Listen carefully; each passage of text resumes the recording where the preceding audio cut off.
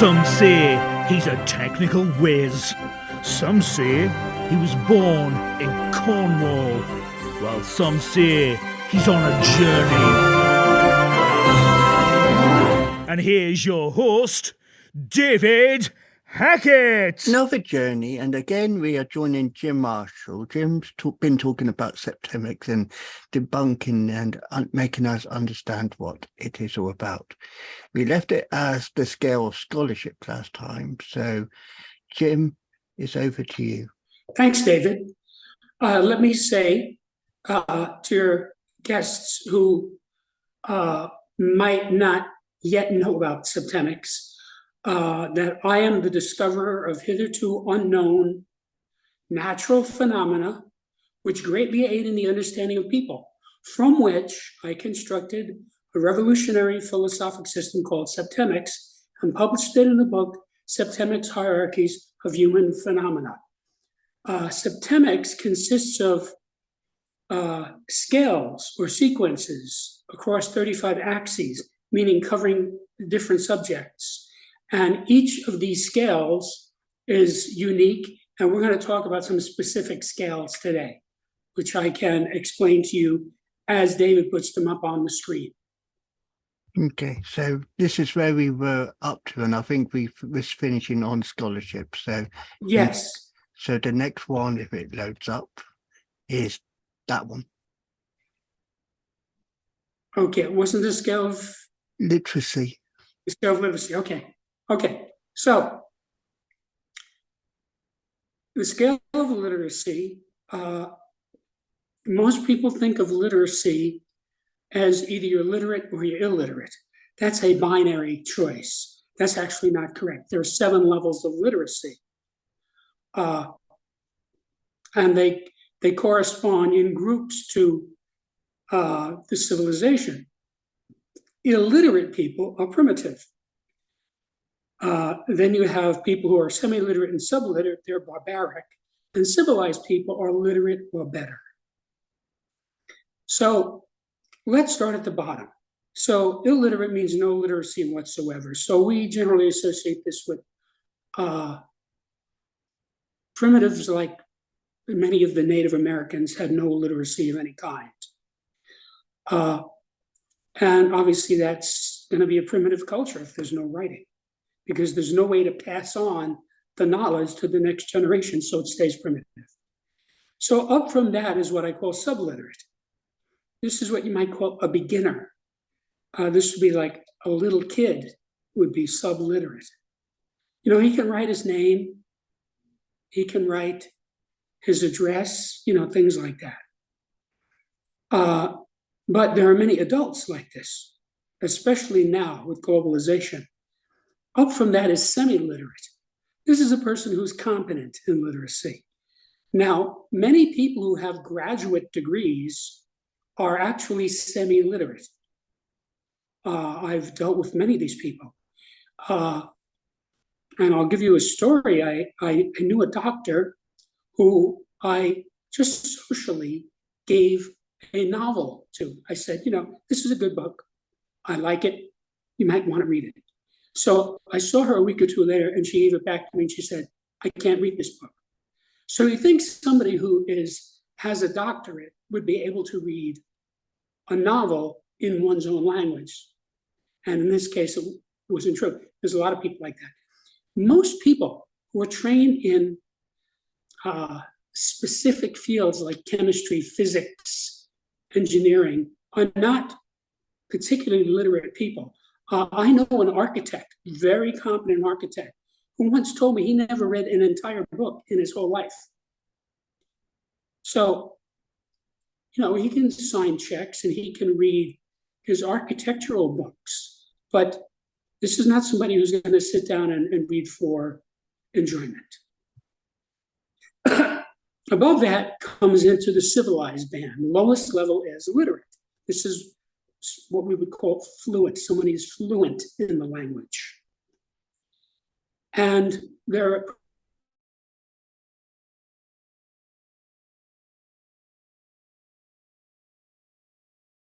probably few.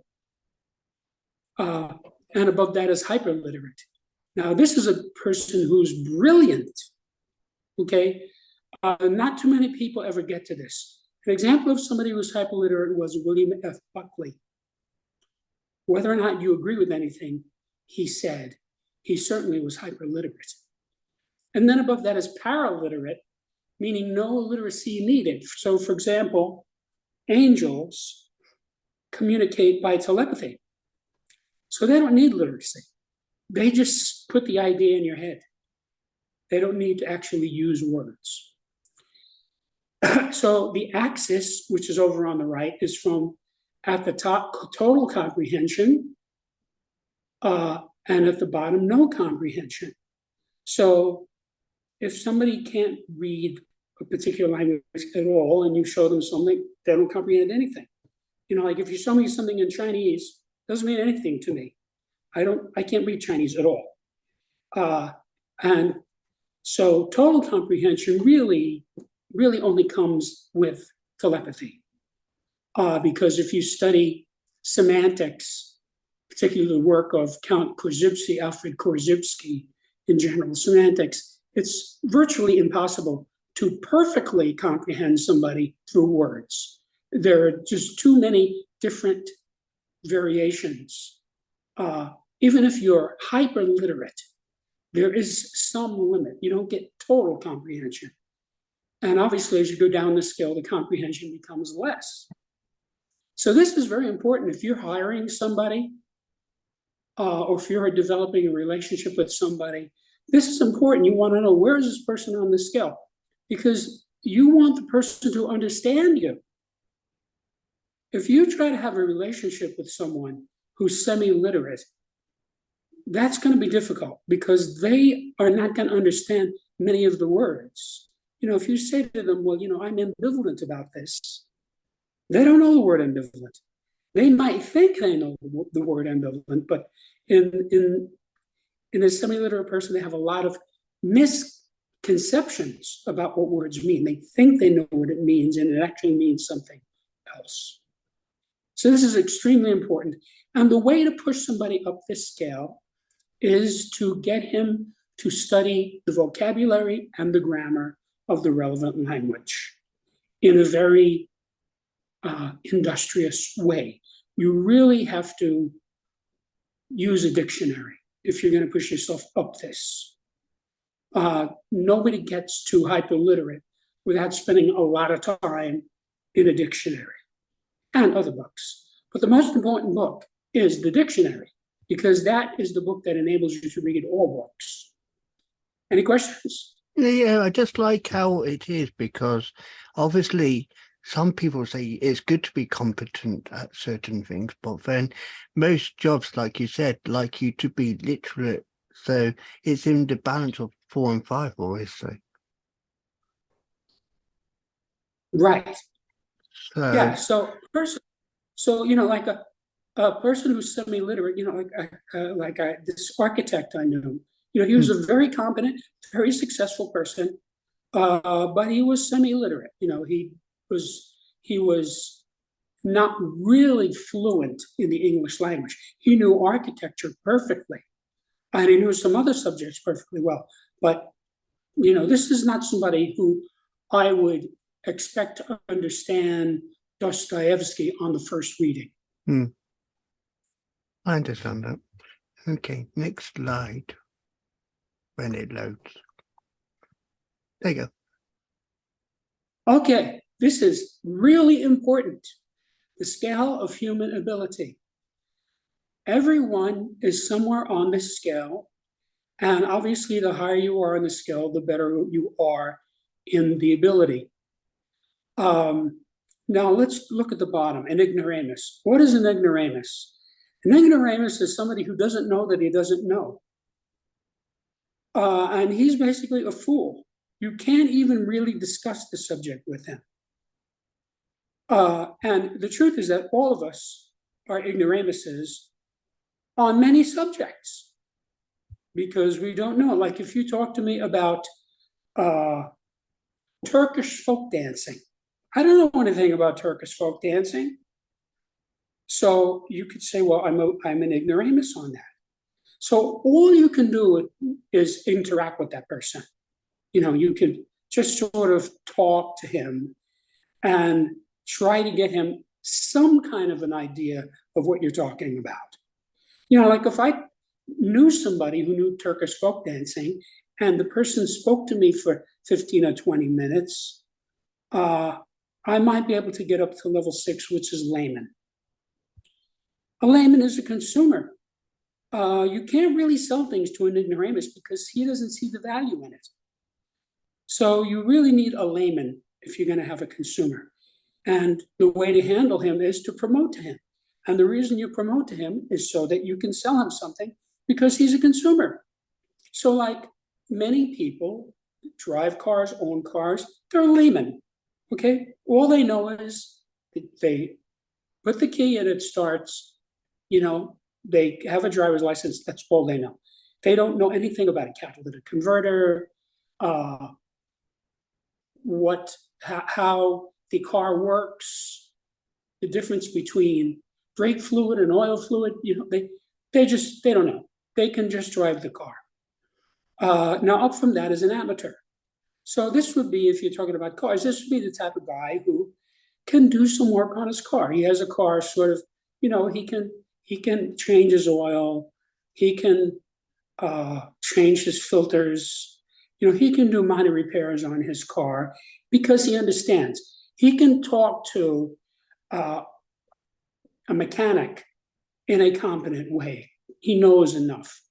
Now, this is a person that you can definitely sell him something. Your best buyers in any field are the amateurs. For example, if you go to a Major League Baseball game, if you were to start going around and talking to the people there, you would find that the vast majority of them had played baseball in their lives. There's almost nobody there who was not an amateur baseball player. That's why they are willing to go through the trouble and the expense of going to see a major league game. Up from that is competent. So this is a person who is a professional. A professional is competent. He can do a job. And because he can do a job, what you want to do is get him to produce. Get him on the job. And he will make money for you. Up from that is an expert. An expert is a master of the relevant field. He knows a lot more than a professional. And this is somebody who you use in quality control. You get him to refine the product. Up from that is a virtuoso. A virtuoso is somebody who knows the area so well that he has attained an artistic level. You'll see this in some people. Like if you watch certain athletes, they are so good at what they do that it almost seems artistic. And the way to handle a virtuoso is to market him. He is a product. People will pay money to watch this person or to get advice from this person. He is a product for you. And up from that at the top is a genius. A genius is unique. Now, genius doesn't merely mean highly intelligent. You have to really know something so well that you are unique. For example, Babe Ruth was a genius in baseball. He was clearly the greatest baseball player of all time, and people who actually know what he did and what his skills were are where he was unique. There was nobody like him. So what you do with a genius is you build an organization around him, and you will find this. You will find that a genius will have an organization built around him because he's unique and he knows something that almost nobody else knows. Okay, so those are the types. And notice that this scale aligns with the scale of management. Now, we haven't discussed the scale of management, but this is extremely important if you're trying to manage anything. If you are in business at any level, you need to know the scale so that you can assess what type of a person am I dealing with. Is this person a professional or is he an expert? It makes a difference because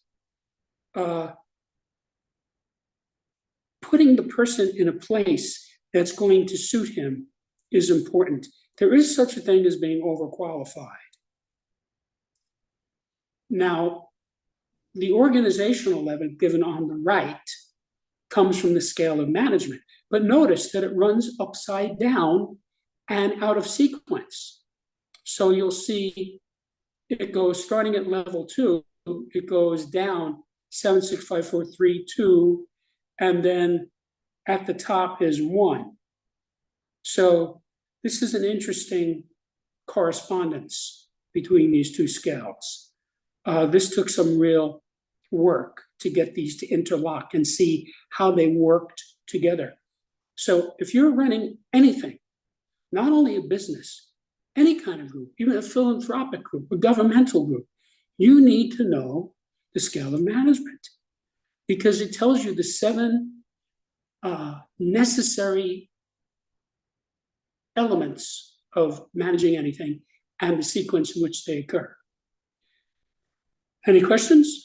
Yeah, just about marketing because on number 2 for Virtuoso, that basically relates to I'll use example here, soccer players. They're their own brand, so you market them as that brand nowadays, and that is the most recognized one I see for that because there's a soccer player who recognizes himself as wearing number 7, for example. Everything's marketed around him being number 7. So his Twitter name's got a number 7 in it. His brand clothing's got a number 7 in it. So I see the point of Virtuoso because soccer players are, artists, like you said, like Babe Ruth, but not as unique as Babe Ruth.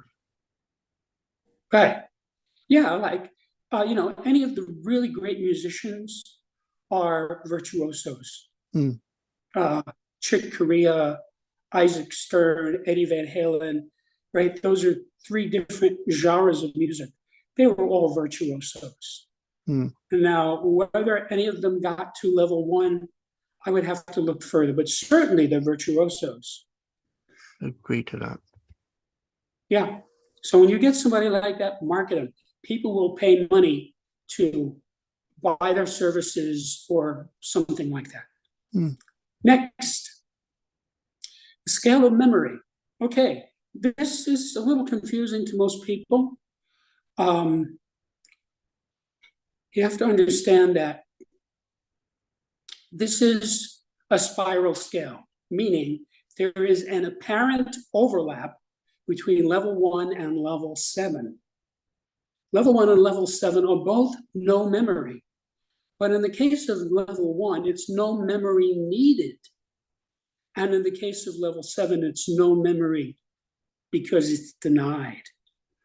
So you have a person who completely forgets something. This is, if a person has successful therapy or meditation, he will suddenly remember things that he had completely forgotten. Oh yeah, Mary Lou, I used to go out with this girl, Mary Lou, I'd forgotten about her. He had completely repressed the whole thing. He was in denial about it. So a person who's in denial has no memory of the area. Whereas no memory needed, this would be like an angel. What does an angel need a memory for? He doesn't have to remember his social security number. He doesn't have to remember where his car keys are. He doesn't have to remember his address. He doesn't have any of those things, okay? So that would be no memory. That would be an angel. Now, it would be very difficult for a human being to get to that level. So going back down to 7, above no memory is sporadic delusional memory. So this person will remember if he improves, he goes in therapy and he improves, he will remember things, but it will be delusional things. In other words, he's not remembering it right. So it's not really reliable information. But if he continues to improve, he will go up to delusional memory, where he can remember the whole thing, but none of it's true. Like you'll have a guy in level 5 who'll tell you horrible things about how his parents treated him. Okay? It's delusional. it didn't happen that way. But at least he can remember the delusion. That's on his way up to no memory again, but forgotten. So you have to realize how far down the scale goes, okay? When you forget something, it's a distinct feeling, you say, gee, I forgot where I left my car keys, okay? So that's no memory. So notice that no memory occurs 3 times on this scale. No memory needed at 1, no memory forgotten at 4, and no memory denial at 7. Okay, so now notice at level 4, that is the dividing line between sane and insane. A person who's at 1, 2, or 3 is sane on that relevant area. A person who's at 5, 6, or 7 is insane. Of course, a person who's delusional is insane. So this goes down into areas that the average person is not going to have a personal reality on. But if you get somebody who's been committed to an asylum, he's in one of these states. So the dividing line between sane and insane is forgetting. So when you get somebody to remember what actually happened, okay, that is pushing him into the sane area. Now notice the axis on the right. We have absolute truth at the top and absolute falsity at the bottom.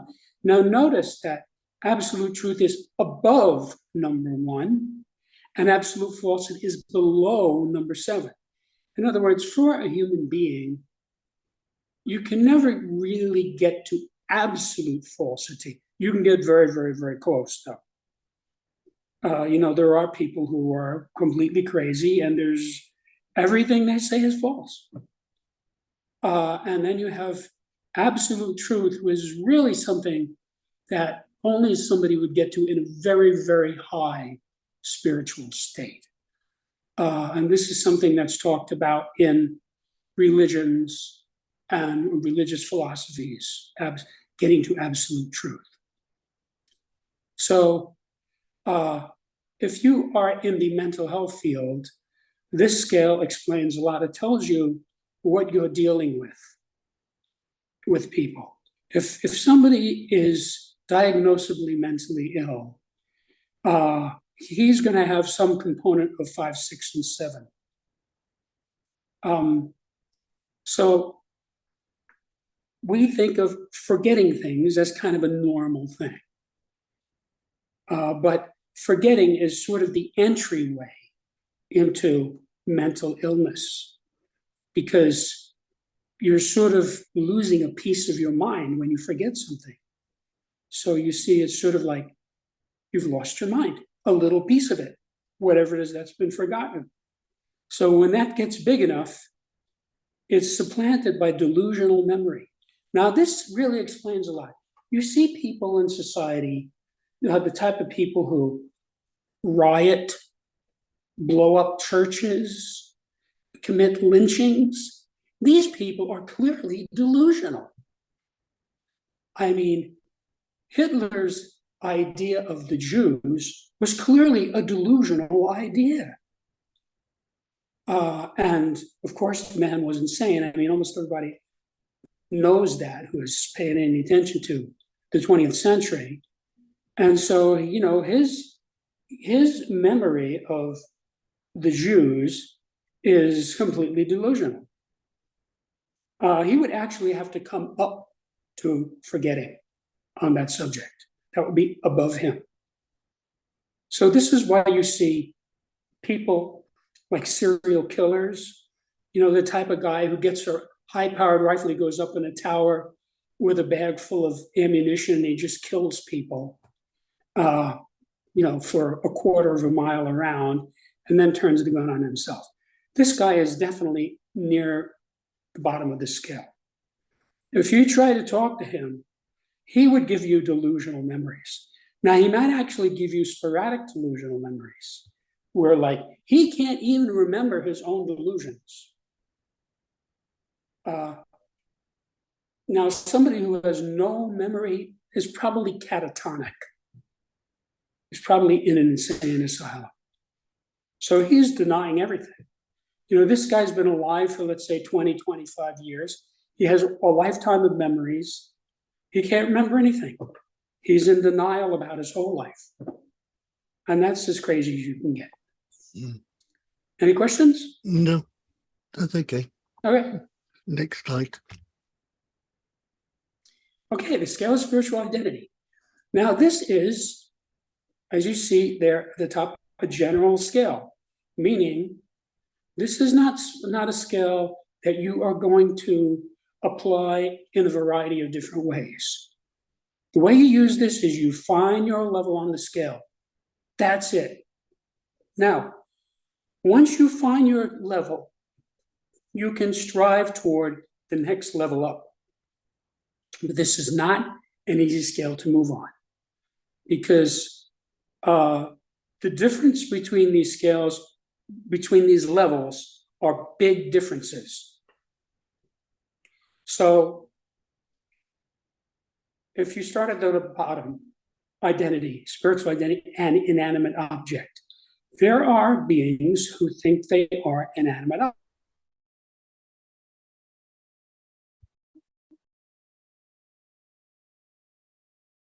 objects, or think they are an idea or a piece of your body. There are beings like that. The being thinks he's a thing. Now you'll say that's Daffy, and of course it's Daffy. That's why it's at the bottom of the scale. This being is very close to total effect. He's being a thing. Well, a thing can't affect anything. It's not even alive. Now above that you have an animate object. Now this includes some humans. There are humans who think they're animate objects, meaning they think they're animals. These would be people who have no spiritual identity at all. They say there is no spiritual identity. There are no spirits. There is no afterlife. There's just matter, energy, space, and time. Okay, so those people think of themselves as animals. And you will hear people talk this way. Oh yes, I am an animal, a rational animal. Then above that, you get to a persona. Now this is the way most people think. Most people think of themselves as a persona, meaning an identity. A guy says, oh yeah, I'm Joe Smith. You know, I live at this address. I have this bank account. I have this car. He has an identity, meaning he is being a persona. That is his spiritual identity. So he doesn't really have any real spiritual knowledge. Up from that is a person who thinks of himself as a spirit. Now, what is a spirit? A spirit is the same thing as a ghost. So these are all the people in the world who know they are spiritual beings, okay? If you talk to monks and ministers and rabbis, people in ashrams and monasteries, and religious people of all types, they understand they're a spiritual being, and when the body dies, they don't die because the person is a spirit. So this is probably where the majority of humans are. Most humans have some idea of an afterlife.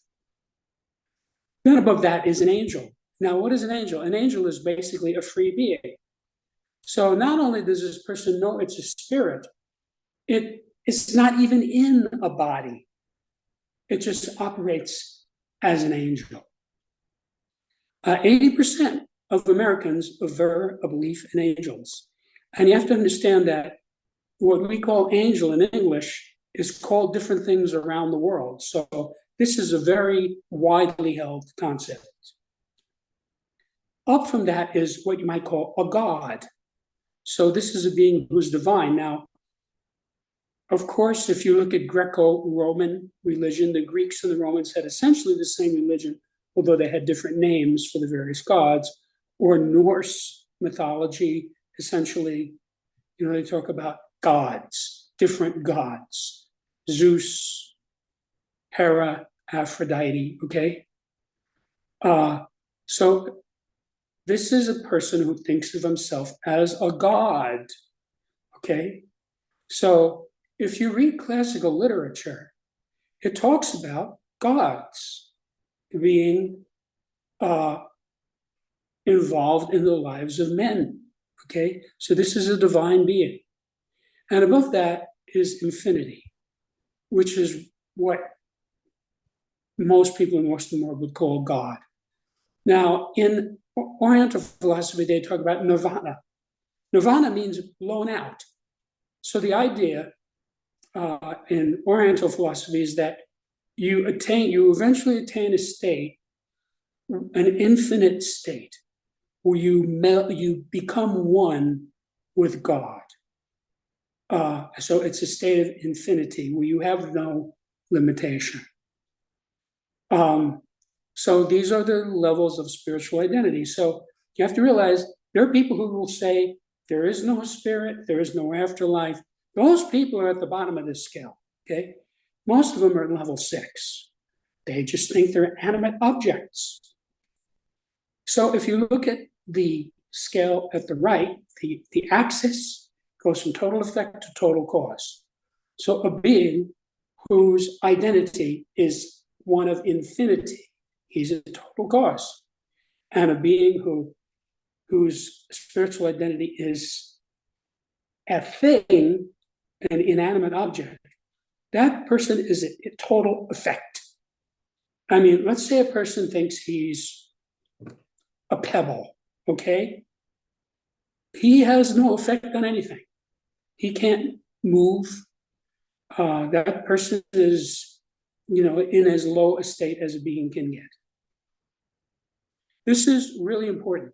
Find your level on the scale, know where you are, and then you have the opportunity to strive toward a higher state, meaning the next level up. If you strive for a level more than one level up, you're wasting your time. You're not going to get there, and that's true for every scale. Any questions? No, that's fine. Okay. Okay, the scale of mental deletion. Now, this is something that most people don't know about, but it's extremely important because it's how you improve yourself as a being. Now, basically, the idea is that a person has the ability to delete part of his subconscious. So this goes all the way back to Freud. And there are 7 levels at which this can occur. Everybody starts at level 7, which is that you delete things by re-experiencing. So this is what happens. You go to a therapist, because you had a terrible divorce and you're heartbroken, and you talk to him. And as you talk to him, you're kind of re-experiencing it. You see? And by re-experiencing it, it reduces the effect of that subconscious element on you. You're sort of deleting it from your subconscious. Now, above that is recounting. So in recounting, you're not sticking with a specific incident. You're recounting several similar incidents. Like, you go to a therapist and you tell him, he says, well, why are you here? Well, I was beaten many times. Okay, tell me about it. So you are recounting several similar incidents. Now, you may have to start off by recounting a specific one, but there'll be a point where you're sort of getting the idea that, there's all these incidents and they're sort of stuck together in my mind. You see, they kind of make a chain in your mind. Now, above that is what you might call an automaticity. This is where you're viewing something perhaps in meditation and a whole bunch of similar incidents or related incidents all delete at once. They go brrr. Obviously, that's much more efficient. And then up from that, you get to the point where you can delete things just by looking at it. You look in the subconscious, you see something specific, and it goes poof, because you observed it. Up from that is enumeration. This is really beyond the comprehension of most humans. You get to a point where you're seeing things in groups and you just count how many of them there are. Okay, so how many times did your mother upset you? 47. See, you're enumerating it. Not many people are really able to do that. Then above that, you get to location where you delete it by simply finding it. You spot, okay, there's an incident where I had this happen to me, and it goes poof, stops bothering you, deletes. And above that is the highest level, where you find probably somebody like Jesus of Nazareth, who can delete things by will. This is really not going to be understood by most readers because it's too high a level. You simply decide this is gone and it's gone. So everybody starts at 7, and the more deletion you do, whether it's by therapy or facilitation or whatever technology you're using, you tend to move up the scale. And usually there's a bracket, a moving bracket, where you'll have a guy, he's at 7, and then he'll start doing a little bit at 6. So then he's got kind of 6 and 7. And then he'll move up to, and he'll have a level 5 experience. So by then, he might not need to do level 7 anymore. So this is something that I used when I was working as a human development engineer and bringing people up the scale over a long period of time, getting them to delete things in the subconscious. Because you see, when you delete it from the subconscious, it means you're conscious of it, because it's not subconscious, it's conscious. And the subconscious has power over you because you can't see it. You don't know what it is. And once you know what it is, it's deleted from the subconscious. It's not in that part of your mind anymore. Now you are aware of it, you can think with it, and it's not oppressive to you anymore. So anybody who's had any type of real therapeutic experience, whether it's through meditation or therapy or whatever, will have some notion of the scale and how it works. Okay, the scale of aberration. So aberration means literally a wandering from. So everybody enters this scale at level 1, and as he decays, he goes down, and there's this sequence that occurs, okay? And I go through some sequences, hypothetical sequences in the book. So the first thing that happens is a person has a misconception, which is a misunderstanding. He has just a wrong idea. He thinks it's X when it's really Y. This eventually will lead him to committing a misdeed, by which I mean a transgression, because he has something in his mind that's incorrect, and so he can't think with it correctly, and so he winds up doing bad things. So, for example, the Southerners who had slaves in the American South up until 1863, okay, most of them thought that blacks were inferior, okay? That's a misconception. And so that justified their misdeed. See, they treated them like animals because they thought they were animals, okay? So there were transgressions that were a result of this misconception. If you could straighten this person out at level 1, he wouldn't do this. He would say, well, this is a person, okay? So I shouldn't be doing this. Then after the person commits the misdeed, what happens next? He keeps it a secret. So secret is a restraining of ideas. So this person is now restrained, right? He's done something bad, he's keeping it a secret, and he is now restrained in the area. He's not open. Now, below that, the next level down is suspicion. He starts to worry if somebody might know his secret. Most people have sort of chronic things like this. In other words, they go around wondering, gee, I wonder if people know that I'm gay, for example. I mean, a lot of people today don't care if people know they're gay, but that's a recent development. I mean, for many centuries, people went around who were gay worrying if people knew they were gay. So there was like this sense of suspicion. See, I wonder if he knows. Or, I wonder if he knows that I beat my wife. See, it's like a chronic thing he carries around with him. Not a good state to be in.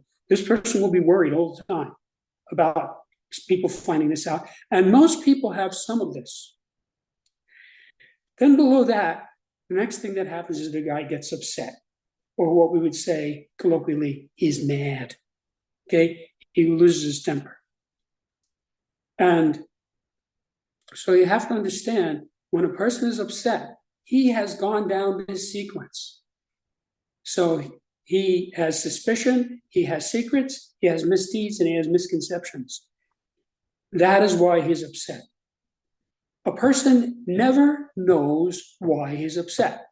He may think he knows why he's upset, and he may proffer a reason why he's upset, but it's never the right one. I know this from a lifetime of experience in dealing with this. When the person finds out what's really upsetting him, he's not upset anymore. And that comes from some understanding of levels 1, 2, 3, and 4. Now, below that, the person will go into rationalization. He's justifying. In other words, he's using his mental mechanisms to make his upsetness sensible. So this is why you can talk to people who are hateful people, terrorists, Nazis, anti-Semites, they've got it all justified. If you talk to Hitler, he would be able to tell you exactly why he was exterminating the gays and the gypsies and the Jews. He would have it all justified in his mind because he had gone all the way down the scale to level 6. And at level 7, you have an identity. In other words, this person is so crazy, he gets stuck in some identity, meaning a persona. In some cases, for example, there are people who, in insane asylums, who think they are Teddy Roosevelt or Abraham Lincoln or Napoleon. Okay, that's how crazy they are. So obvious, the axis here, as you can see on the right, goes from rational to irrational.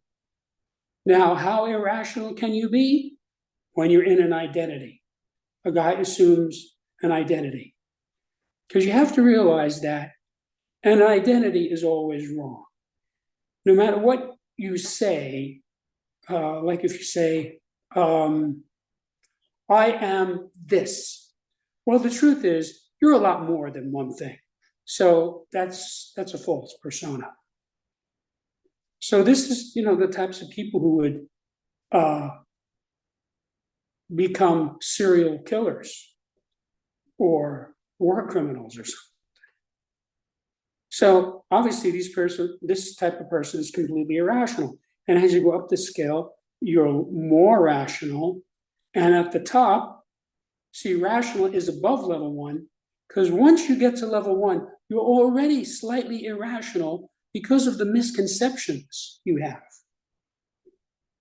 So like a guy has a misconception like, you can't trust women, right? That's an idea he has, okay? It's a misconception. There are some women who are absolutely trustworthy. So he has this misconception, and this will lead him down this pathway, because once he thinks you can't trust women, he's going to have misdeeds against women. He's going to say, well, I did it because you can't trust them. You see? And then after he does it, he's going to make it a secret. And once it becomes a secret, he's going to worry if people know about his secret. You know, like a guy is cheating on his wife, right? Keeps it a secret. So now his wife says, "Oh, you're late, Joe. Where were you?" You see, right away he wonders, I wonder if she knows that I was with my kumare, as they say in the mafia. So person, I've seen this in dealing with my clients. If people go down the scale and up the scale, if you watch people in the world, you will see them descend the scale, and it's an ugly thing. Okay. And the way to get somebody back to being sane or rational is to run this sequence backwards. You pick up the person at the level he's at. And so, like, for example, let's say an anti-Semitic person, he's justifying, they're all justified in his mind why the Jews are bad and it's okay to oppress them. And you can say to him, well, was there a time when you got upset about this? He'll say, oh, yeah. See, you got him to level 5. And then you can say, well, prior to getting upset, did you have some worry that somebody might have known that you were anti-Semitic? He'll say, oh, yeah, I did. I always worried if people knew about that. See, you can run him back up the scale. And in doing so, you can eventually get him out of this scaled aberration. And on that particular subject you're handling, he's not rational. Mhm. Any questions? No. Okay, scale physical fitness. Okay, so this is extremely useful for everyone. There are 7 levels of physical fitness. Now, notice the lowest level is dying, because once you die, you're not on the scale anymore, okay? You're off the scale. You're just an object. You're a corpse. But a person who's dying is succumbing. Okay, he's going down. Okay, so this is somebody you find in the intensive care ward. Up from that is a person who's sick. So this person physically is dysfunctional. Okay, there's something serious wrong with him. He's got a fever, he's vomiting, whatever it is. Okay. Now, when the person stops being sick, the next thing up is he will be weak. I would have many clients who I work with as a holistic practitioner.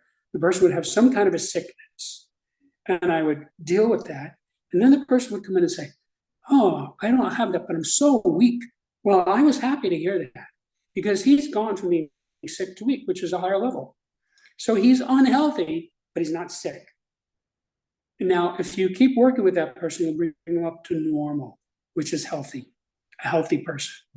So clearly, if you're weak, that's not normal. There's something wrong with your health. You need to get busy and fix that. And up from normal is strong.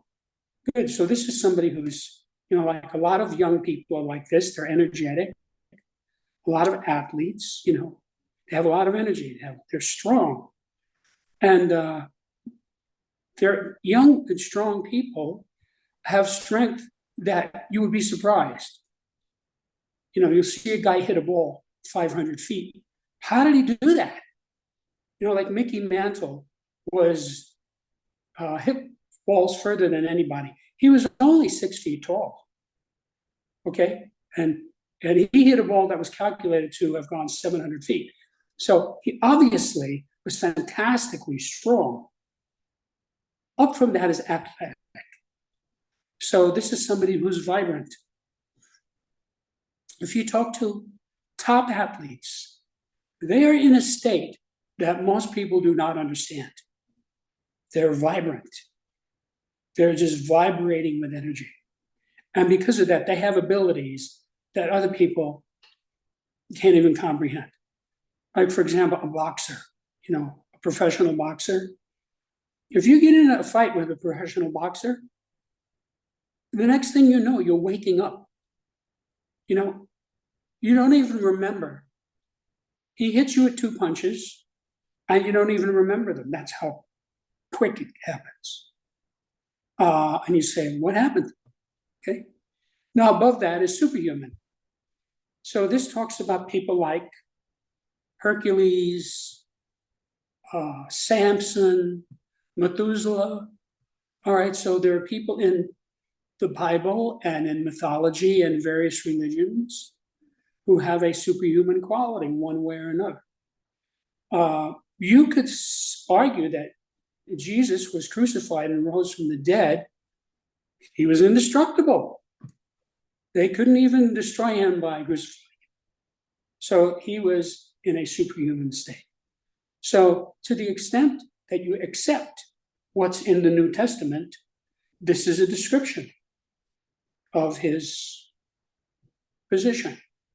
So on the right, you have the axis, which is at the bottom is zero survival potential, meaning no immunity.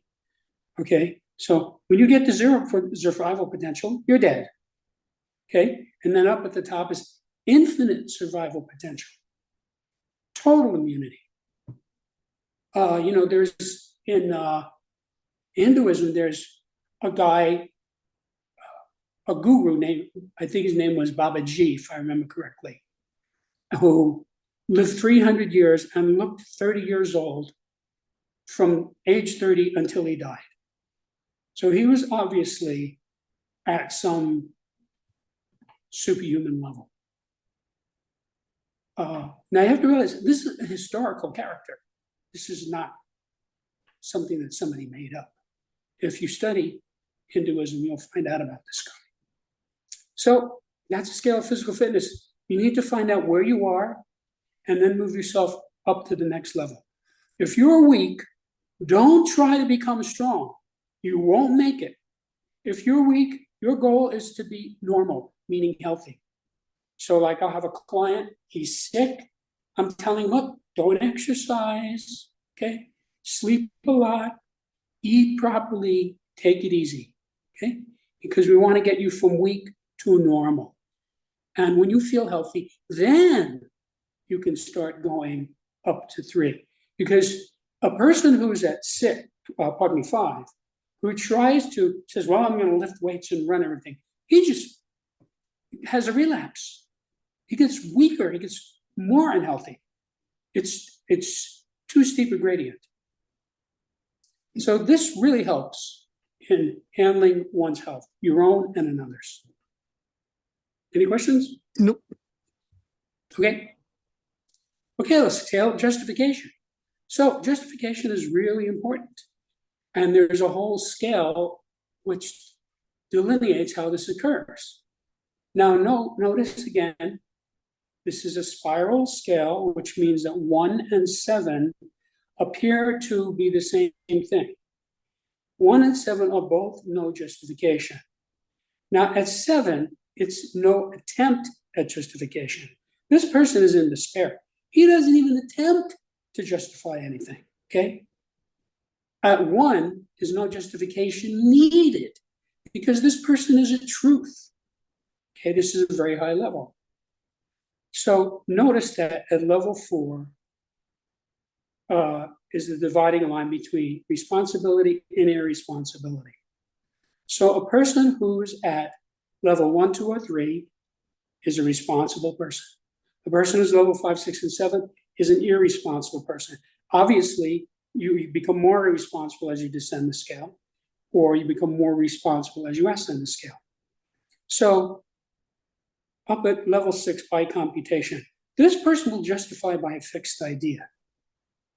If you try to talk to this person, you'll see that he will simply present his fixed idea. For example, if you try to talk about women to a guy who doesn't trust women, he'll just repeat this idea, I can't trust women. In other words, he just repeats it. It's a fixed idea. It's stuck in his mind, okay? So that's sort of a computation. He has computed this thing and he's fixed on it, whatever it is. Or like if you say that, like there are blacks who say, all whites are racists. Okay, that's a fixed idea. There are plenty of whites who are not racists. But you can't argue this person out of it. Okay, he has computed this And that is his fixed idea. Off from that is logic. So this is a person who justifies things by reason. He will give you reason. If you say, why did you do it? He'll give you a reason. There's some logic there. Then above that is a person who will justify things by physical reality or objective reality. Like the person says, look, I just went out with a stopwatch and a golf ball, and I calculated, any physics student can do this, calculated the force of gravity near the surface of the earth as approximately 32 feet per second. Okay? He's justifying it by objective reality. This is not something in his mind. He's just saying, this is what's there. Or if the guy says, look, the Rocky Mountains are much higher than the Appalachians. Okay, that is objective reality. There's no opinion involved in that. So that is a higher level of justification. This is the way people in science and engineering work. It's objective. They are justifying what they're doing by objective reality. You know, they can tell you the tensile strength of a certain substance, and because they know that, they can use it. You'd say, why are you using I-beams in this place? And he'll give you something objective. He knows exactly why he needs an I-beam in this spot. Up from that is acceptance, meaning the person justifies it by viewing. In other words, he looks at it. This is a person who is accepting. He can accept things. He can just look at it and accept it because he's viewing it. This is a person who's open-minded. He's not bigoted. He doesn't have fixed ideas. He can just view it and see what it is. Now, above that is by responsibility, meaning forgiveness. This is a person who justifies by forgiveness. He'll say, yes, my husband beat me up, but I forgive him. In other words, she's accepting responsibility for him. And above that is no justification needed. When a person has truth, he doesn't need to justify it. Somebody who really knows what he's talking about very often doesn't justify anything.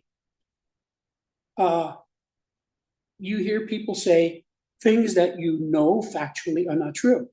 You know, there are actually people, I used to think this was a joke, but there are actually people in the world who think the world is flat. That is not only not true, it's impossible if you study physical science. Cannot possibly be true. So I don't argue with those people. I know what the truth is. I know that celestial bodies are spherical. They're all spherical. So that person, he doesn't have to justify it. He doesn't even express an opinion. Okay, so this is an axis of cause and effect. So above level 1, you have total cause. The person who has truth has total cause. And at the bottom is total effect.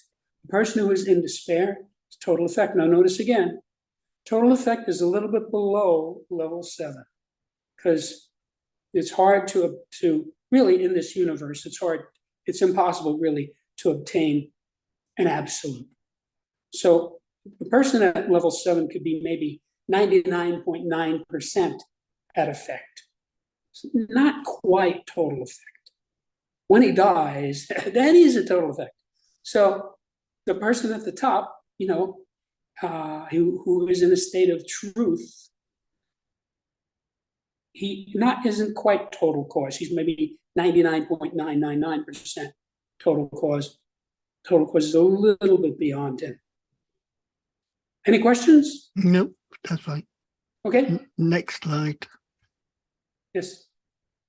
Okay, the scale of belief.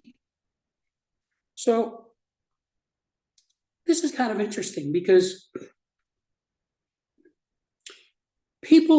everyone enters the scale at level 4. You come into a new area, you enter at 4. So let's say somebody says to you, what do you think of an Impressionist painting? You've never seen an Impressionist painting. You don't know anything about it. You're neutral. You don't have any belief about it whatsoever, okay? Or let's say somebody says to you, what do you think about existentialism? You don't know anything about it. So you enter at neutrality. Now, if you go downscale, you become skeptical. So you know something about it, but you're still skeptical about it. You have a little faith. And below that is cynicism, which is very little faith. And below that is disbelief. I don't know if you've ever run into somebody in disbelief. These people are really daffy.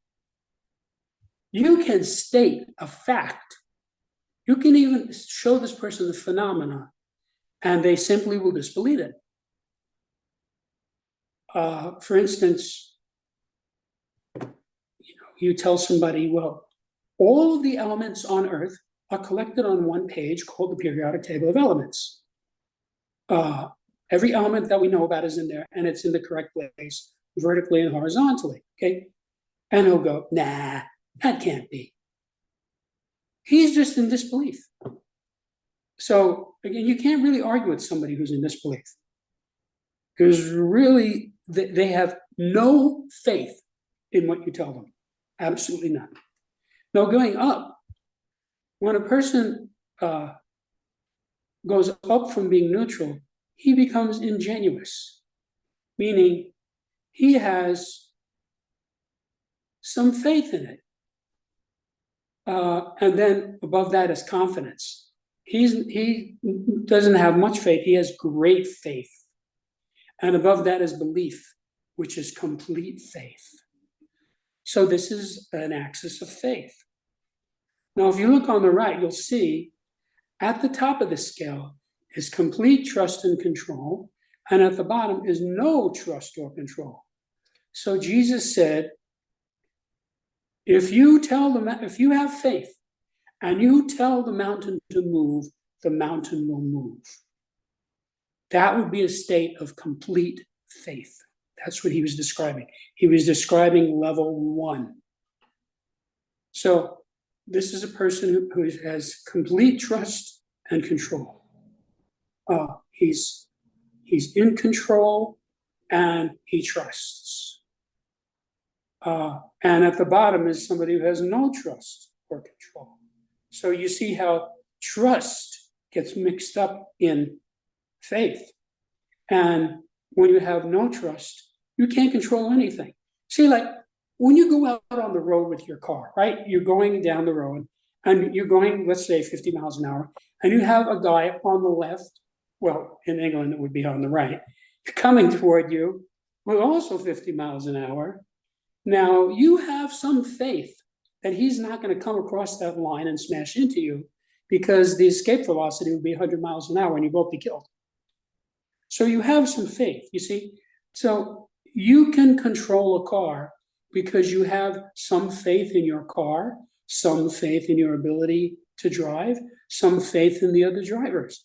If you had no faith whatsoever in all the other drivers, you would be terrified. You would be terrified that every other driver is going to crash into you. So you see how control links up with faith. A person who has belief has control, and a person who has no belief has no control. So this is not obvious at all, but this is how the scale works. Very interesting. Next slide. Okay, the scale of equanimity. So equanimity is sort of a state of calmness, not being disturbed at all. Now, if you look at these levels, starting with 7, you'll see that they look like levels of maturity. Infantile, well, above infantile is brattiness and childishness, then adolescence, then adultness, then maturity, then wisdom. So I originally thought this was a scale of maturity, until I researched it further and I realized, although these levels correspond to maturity, this is actually a scale of equanimity. So a person who has wisdom is calm. He has equanimity. A person who is infantile is disoriented. You never notice babies are disoriented. They don't know what's going on. And so they're infantile. So when a baby starts to get a little oriented, he improves into being bratty, which is like we would say he's spoiled. And then as he improves from brattiness, less bratty, he will still be childish, immature. So, a person acts like a child, we say he's immature. Then a person goes up to adolescence, which is rebelliousness, right? Adolescents are rebellious. And then above that, you come into a state of adultness where you are grown up. And then above that, in maturity, where you have a sense of completeness. You are complete. And above that, which most people don't get to, is wisdom, where you are calm. So a person who has wisdom can deal with the world calmly, no matter what's going on. A guy's dying, he's in his deathbed. If he's at level 1, he's calm about it. He's not afraid. He's not terrified that he's going to die. He's calm. And that's because he has, if you look on the right, he has complete self-control, security, and emotional stability. Okay, so that's slightly above the top of the scale. And again, absolutes are unattainable, but that's, when you get to level 1, you have a level of self-control, security, and emotional stability that is really beyond the comprehension of most people. This person is not going to lose his temper. He's not going to become vindictive. He's not going to hate anyone. At the bottom, below 7, is no self-control, security, emotional stability. And when I say security here, I'm talking about, we say a person is insecure, like a person who is insecure about his appearance. He's always fixing his hair, adjusting his shirt, goes out of his way to polish his shoes. He is insecure about his appearance. So that's what I mean by security here. So an infantile person has no security. That's why he's infantile. So as a person advances from being an infant to being an elderly person, we sort of expect him to go up this. And it has always been the case that the people who lead us, the people who teach us, are people of wisdom and calmness.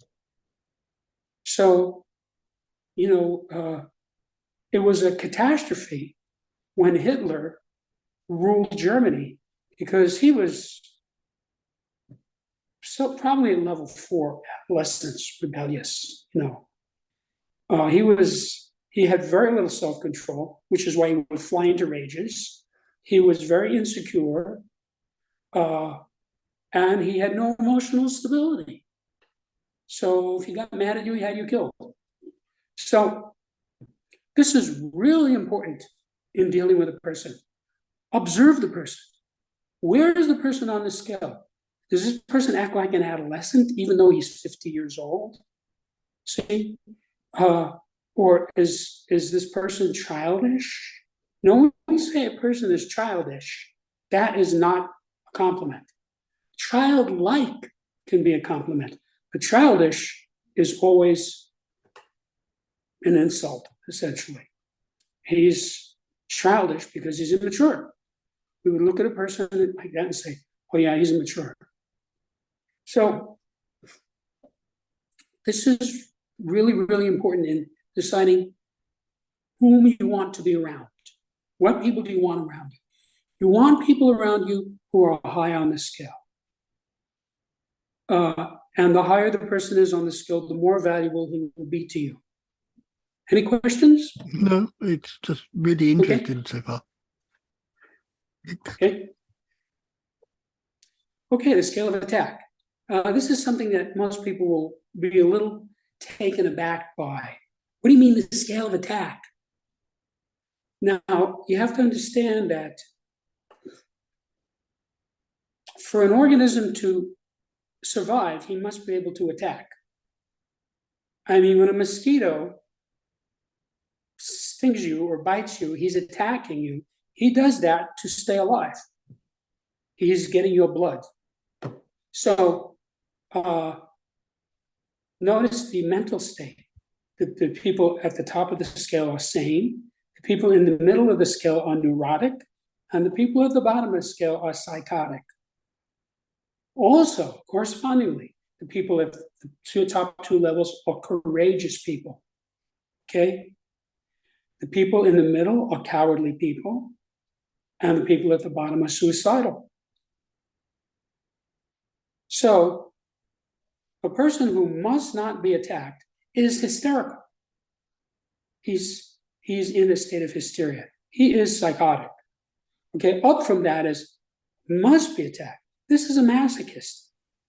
Okay, so that's actually not as crazy as must not be attacked. Then you cross the line where it goes from psychotic into neurotic, and you get a person who cannot attack. This is a person who's fearful. A person who will not stand up for himself. He cannot attack. Now realize when I say attack, I don't necessarily mean physical attack. So like a person has somebody do something to him that's unlawful, okay? Like smash his window, okay? You have a right to go to court and sue that person. And before that, you should confront the person and say, look, you broke my window. This is what it costs. I want my money. And if he's a responsible person, he'll say, okay. But there are people who are too fearful for that. These are neurotic people. Up from that is must attack. This is a belligerent person. This is the person who says, oh yeah, and starts a fist fight. Okay, so that's a different type of neurosis. This person must attack. This is a type of person you find in a tough neighborhood. And he is ready to attack at the drop of a hat. Up from that is unwilling to attack, where the person goes from must attack to unwilling to attack. This is a pacifist, right? Like when the Japanese bombed Pearl Harbor, we had to respond to that. There are people who are pacifists. Oh no, they're unwilling to attack.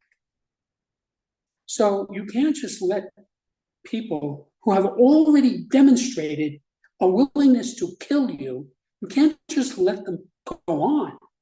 That's why we have police and military. So a pacifist is kind of neurotic in that he's simply unwilling to attack. Up above that is willing to attack. So this person is not a bully, but he's willing to attack. In the United States, when Pearl Harbor was bombed, thousands of men immediately went and joined the military. They were brave people.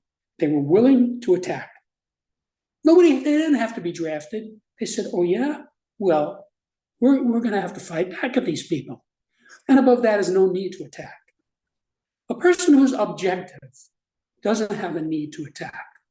Okay, so he can look at the liberals and the conservatives objectively and have no need to attack either side.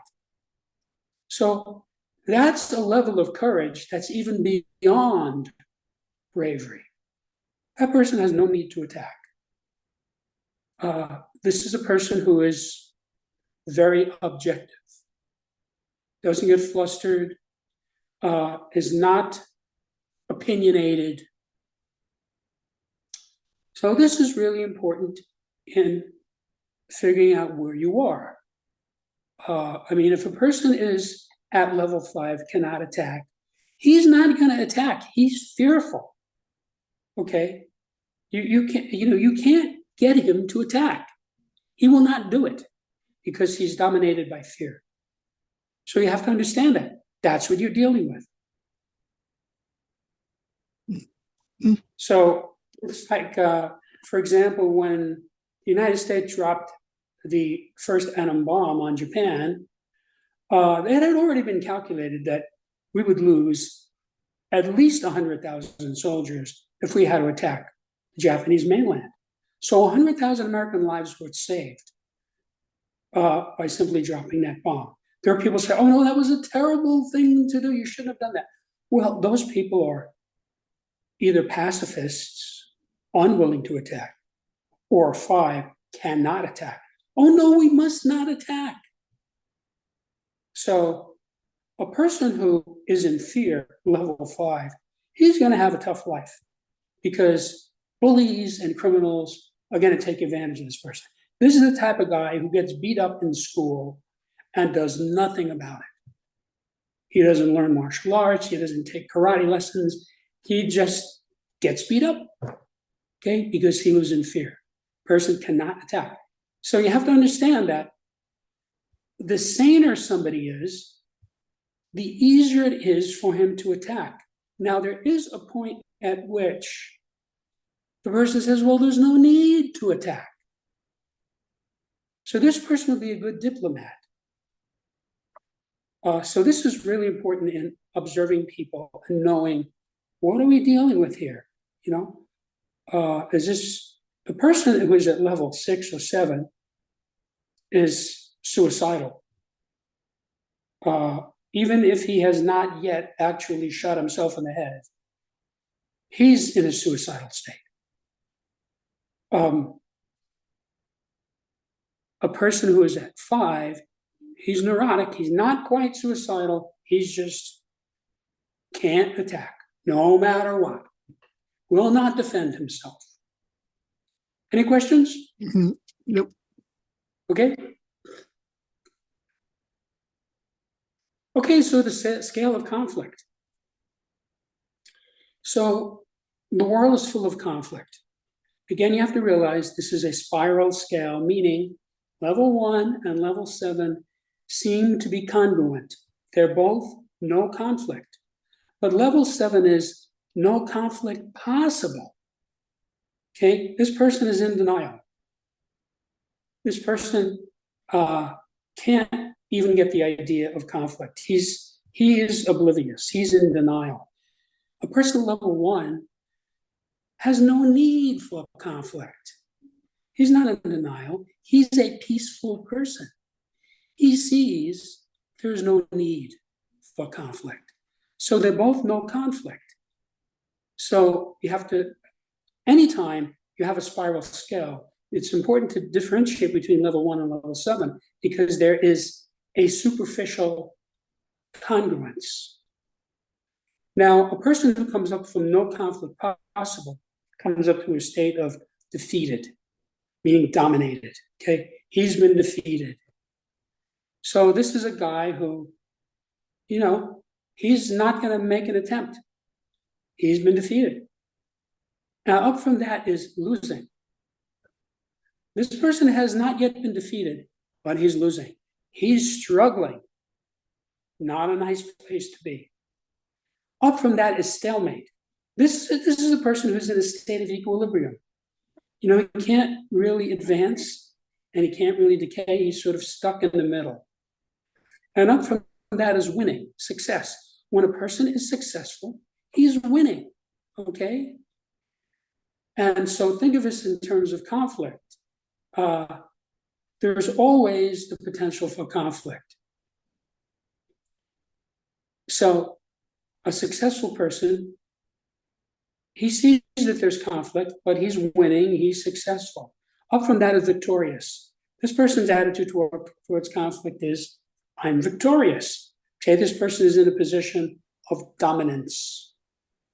And above that is no need for conflict, which is peace. So these are 7 ways that people deal with conflict. Now, if you look at the axis on the right, you'll see next to 1 is complete responsibility. A person who takes complete responsibility has no need for conflict. This person is at cause. He's in a state of cause. And at the bottom of this, a person who has no conflict possible, this person is assuming no responsibility at all. He's in a state of effect. So as you move up the scale, you go from effect to cause. So obviously, as with all the scales, you want to be at the top. You want to be in one of the positive states. And as you go down the scale, your cause deteriorates and the effect starts coming up. So a person who's winning, okay, we call that a successful person. That person is not in as good a state as victorious. So this is fairly self-explanatory, I think. Any questions? Nope. Okay. Okay, the scale of reaction. So I want to clarify, first of all, what I mean by reaction. Reaction is inherently non-volitional. If somebody steps on your toe and you say, ouch, that's a reaction. There's no volition. You didn't think, oh, I think I'm going to say ouch. It just happened. So people who are in a bad way are very reactive. So the person at the bottom is acting out. He's dramatizing something. He's not even in present time and space. He's just acting out something from his past. Above that is a person who's shocked. He's in a state of being stunned. He's not acting anything out, but he's shocked. He can't function. Up from that is a person who's upset. Okay? So when a person is shocked, he gets upset. So notice that there's a little ambiguity here in 5 and 6, that the word shocked appears twice, but in 5, you're in a state of being shocked. 6, you're in a state of being shocked. 5, you're upset because something shocked you. So you come home from work and you see that your house is on fire and it's a raging inferno and the police and the firemen are there, okay? That person is upset because he was shocked. Oh no, my house is on fire. See, it was a shock to him. Now, that doesn't necessarily mean he's going to go down to level 6 and be in a state of being stunned. He might not. Depends on what kind of mental state he's in. Up from upset is rationalizing. A person who is rationalizing, he reacts by rationalizing. So you say to him,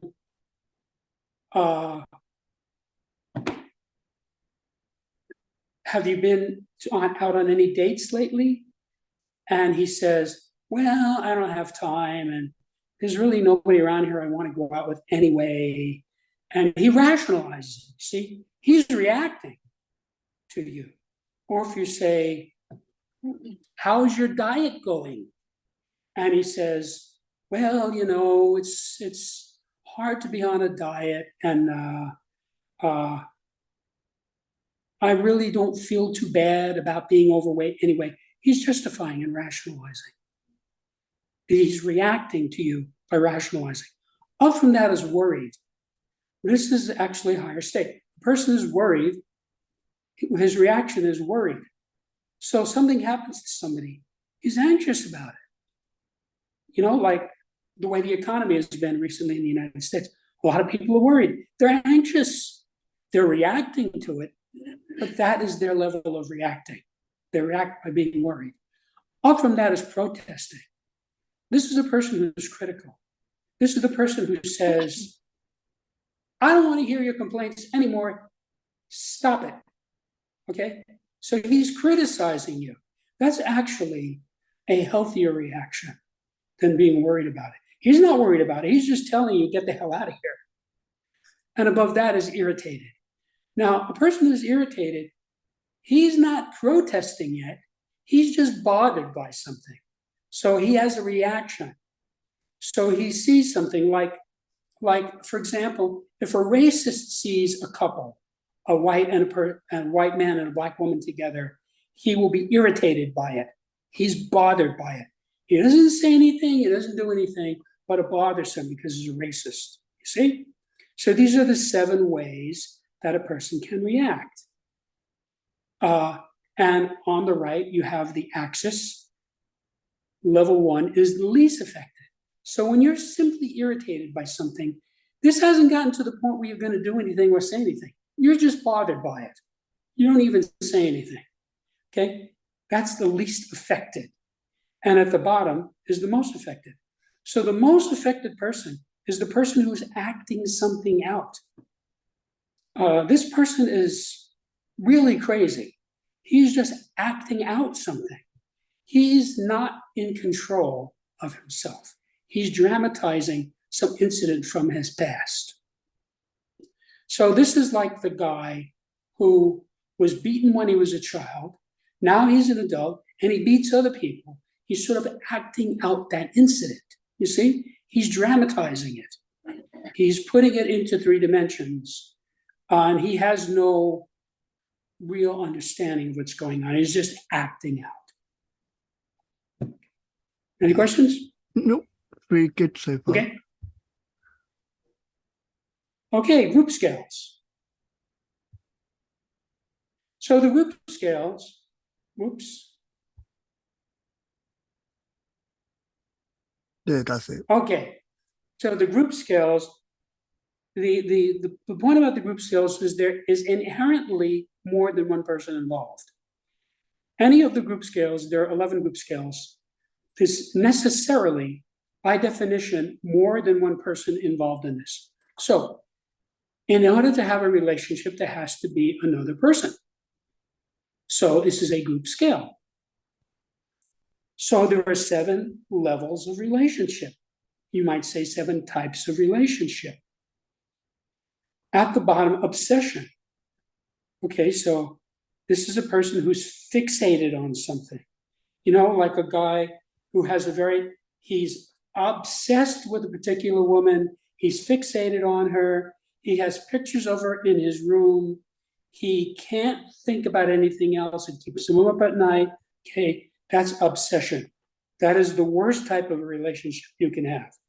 Up from that is enmity, which meaning hatred. They can say, well, is hatred a relationship? Yes, it's a relationship. So you have a guy and he hates his next door neighbor. Okay, that is their relationship. He has a relationship. It's a relationship of hatred.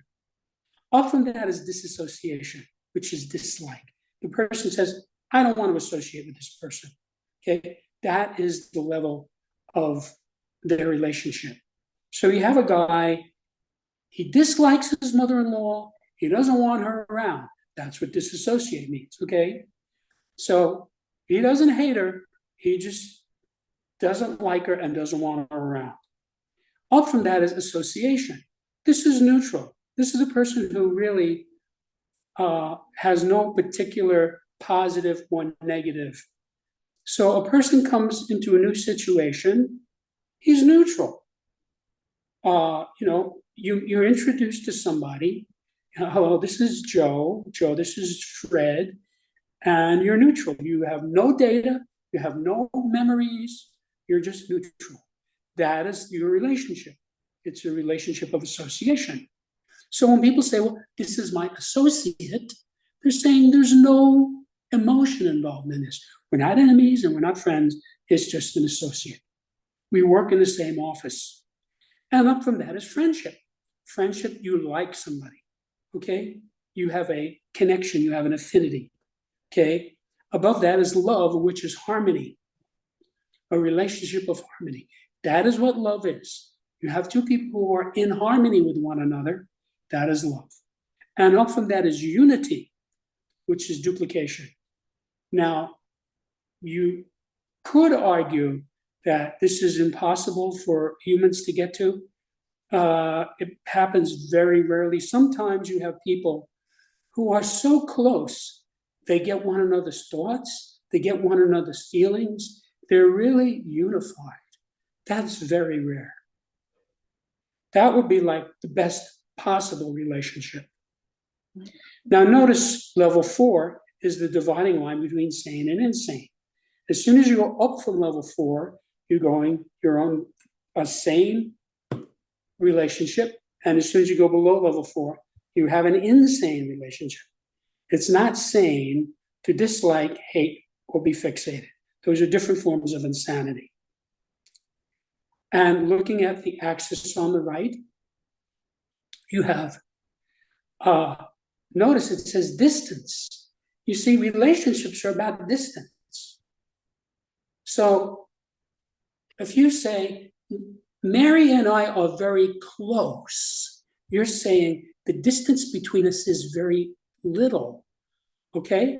So this is an axis of distance. As you become more distant from somebody, you get down to, let's say, hatred, okay? You hate, let's say, your next door neighbor, you hate the guy for whatever reason. You're far away from him. Emotionally, you're as far as you can be. You're not going to talk to him, you're not going to call him up, you're not going to invite him over, okay? Now, 7 is the really interesting thing, because you have to realize that obsession is actually greater distance than hatred. When you are obsessed with something,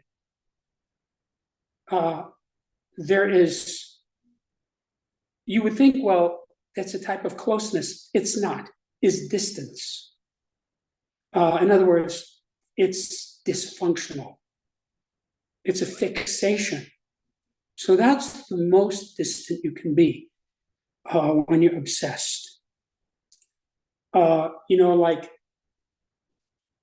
are people who they go below hatred into obsession. Like the Nazis who were anti-Semitic, they didn't merely hate the Jews, they were obsessed with them. They were going to spend millions of dollars and millions of soldiers and to go after these people in the middle of a war, which is completely crazy. Okay, so they were, although they were obsessed with them, they were as far away from them as they could possibly be. So when you have infinite distance, it's because there's no understanding. And when you have zero distance, it's because there's complete understanding. So, for example, let's take a couple that's in love. They're level 2 harmony, okay? There's a lot of understanding there, okay? They're close. There's not a lot of distance between them. So it's pretty easy to just observe somebody and see what the relationship is according to this scale. People will tell you their levels on any scale, but in this one, it's fairly obvious. Any questions? Nope. Okay. Okay, the scale of life spheres. So this is about how much of life you embrace. Okay, at level 7, the introversion sphere, the person is introverted. He's not even being himself. This is a person who's nihilistic. He doesn't believe in anything. So the challenge for him is to succeed as an individual. He is not succeeding as an individual. He's not even being himself. Obviously, this is a state of mental illness. Above that, level 6 is the individual sphere. This person is being only himself. He doesn't embrace anyone else, okay? This person, you could say, is egocentric. So this person's, the challenge for this person would be to succeed in personal relationships. This person cannot succeed in personal relationships because he's individualized. So that would be what would be the challenge in his life. Then above that is the interpersonal sphere. So this is what I call family-centric. So this doesn't necessarily mean blood family, but some kind of a family. So this person is only close to the person in the family, okay? So this person, the challenge for them would be to succeed with a team. This person can relate to brother, sister, mom, dad, children, their children, but they can't really be part of a team Then above that is the team sphere, which is group-centric. There's some group and you're centered on this group, all right? What we call a team player, okay? So this person can relate to the team members. So for example, a guy's on, let's say, a football team. He can relate to all the guys on that team, but he relates only to them. He's not friendly with the guys on the other team. He wants to beat them. You see? So what a challenge for this guy would be to succeed as a culture. That's beyond him. He's only able to succeed as a team member. Then above that, you get the cultural sphere, which is ethnocentric. This is like the person identifies himself by his ethnicity. And so he can relate to people in that culture. So this would be like a Jewish person only hangs out with Jewish people, only talks to Jewish people, only understands Jewish people. Everybody else is a Gentile and they're not part of his life, okay? As an example. So the challenge for this person would be to succeed as humanity. He's not doing that. He's succeeding only as an ethnic group. Above that is the human sphere, which I call anthropocentric. This person can relate only to humans. So this person is kind to people, but he really doesn't care about other life forms.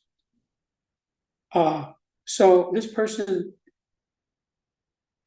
he doesn't care what happens to dogs and cats and horses, okay? So the challenge for this person would be to succeed as all life. He is already exceeding as a human. And above that is the life sphere, meaning life-centric. This person can embrace all living things, meaning not only humans, but animals and plants and everything else. And the challenge to this person is to transcend life, to go beyond life, which would be into what you might call a transcendental role, the next world, or the afterlife, or something like that. So the good way to think about this is that you have concentric spheres. So you have these 7 concentric spheres. Although I want to clarify, at 7, it's not really a sphere, it's a point. And then that point is surrounded by, a person who's at level 6 is surrounded by a sphere. Okay, it's a small sphere. It's only the individual sphere. Then the person at level 5, he has a larger sphere. Okay, so he's can relate to persons close to him, his wife and so forth. Okay, but he can't really expand to a team. When a person can be a team player at level 4, he has a larger sphere. So you have really 6 concentric spheres, and at the center of them is a dot, which is the person who's at level 7. So this talks about how much of life you embrace. This is not an easy scale to move on.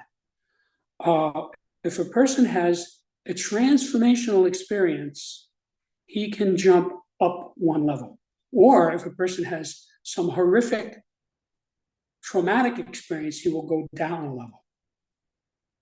So, like you'll see a person who is a team player, right? And he has some terrible thing happen to him. He'll stop being a team player and he can only relate to his interpersonal sphere, his mom, his dad, his brother, his sister. So it works both ways, but it's not easy to change on this scale. It's a big deal. If you are a therapist and you can get somebody up 1 level, you have earned your money. Mm-hmm. Any questions? Nope. Okay. Scale of government. This is really important because most people have a complete distorted idea of government. Everybody talks about the left and the right, okay? There is no left or right. It's arbitrary. It's completely made up. It's not left or right, it's up or down. In order to have a viable governmental system, we have to understand that there is a scale. Now, each level is a manifestation of the population. So, for example, as I stated in the book, there are really no libertarian governments on earth. Because this would be for a population that needed very little control. These would be people who had tremendous trust and agreement. So there really are no libertarian governments. And so it's kind of a pipe dream at this point. Below that is a republic, which is what America was founded to be. You know, there's the famous story about when the Constitutional Convention was completed and Ben Franklin came out and the woman said, Dr. Franklin, what kind of a government are we going to have? And he said, a republic if you can keep it. Okay, so that's what the United States started out as. Now, if you study the writings of the founding fathers, they were very cautious. They set up a government that they were cautious. They wanted to prevent tyranny. They were very cautious. And that is how the Constitution was constructed. Because some would say, well, what about if this happens? And so then they made an adjustment to it to deal with that. Okay. Below that is a democracy. At the level of democracy, control is indifferent. People at the democratic level are not as cautious as people at the republican level. So now we're crossing the line from sanity into insanity, socialism. Socialism controls antipathetically. You know, we're going to take your money away from you, whether you like it or not, and give it to somebody else. Okay, that's antipathetic. That is the essence of socialism. And below that is fascism.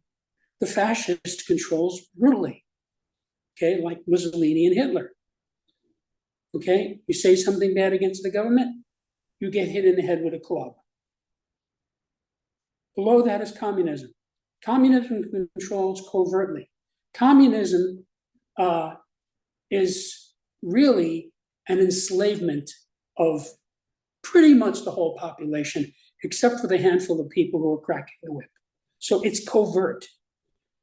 They never tell you really in communism what it's about, what they're going to do. And below that is anarchy, which is really no government at all. So you have to look at this and realize that this tells you the level of government. So as the population deteriorates, the level of government deteriorates. So for example, you had the Weimar Republic in Germany, okay, which was essentially a socialist government. And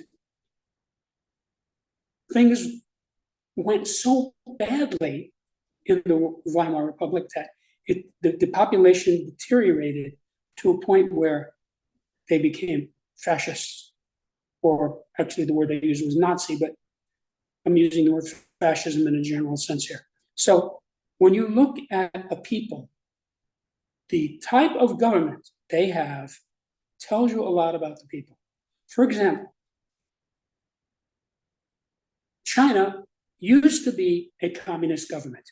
It no longer is. It's actually now a fascist government. If you look at the changes that have taken place, you know, they're allowing a middle class, they're allowing business to flourish. It's not really communist anymore. It's come up to being fascist.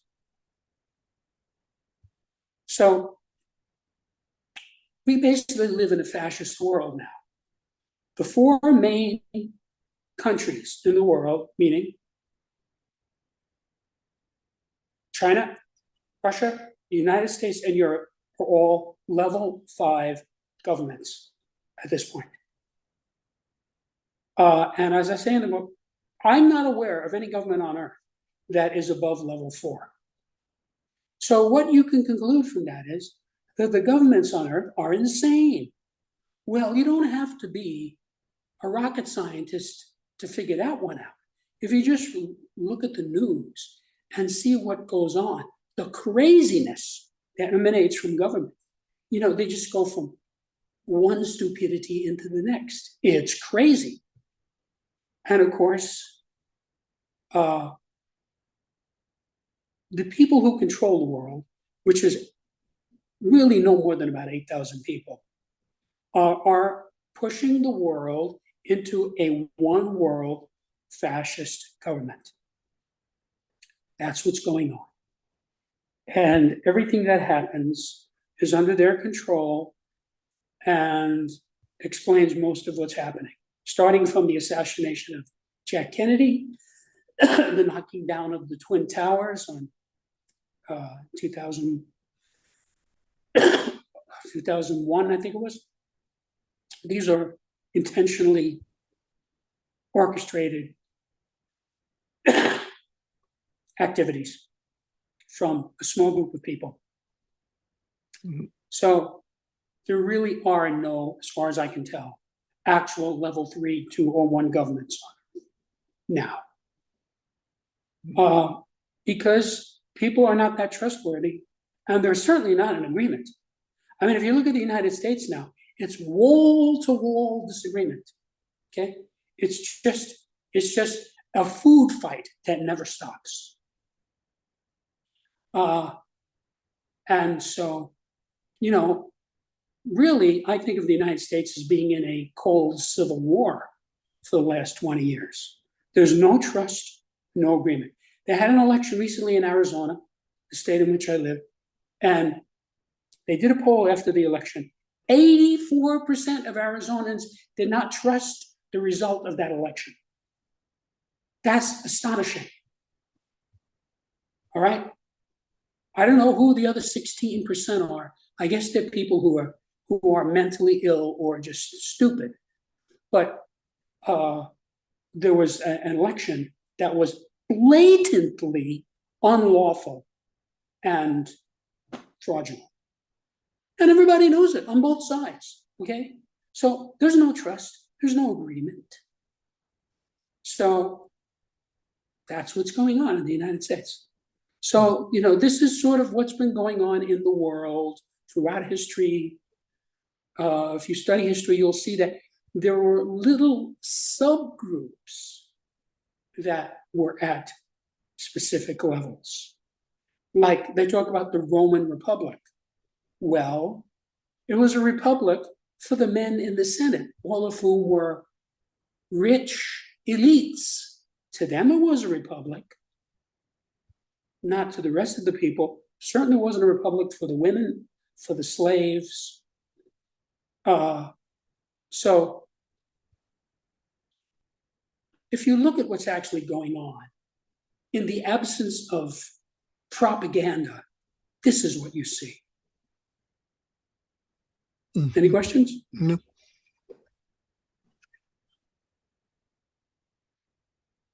Okay, the scale of civilization. So this has several dimensions to it. First of all, it tells you how civilizations develop.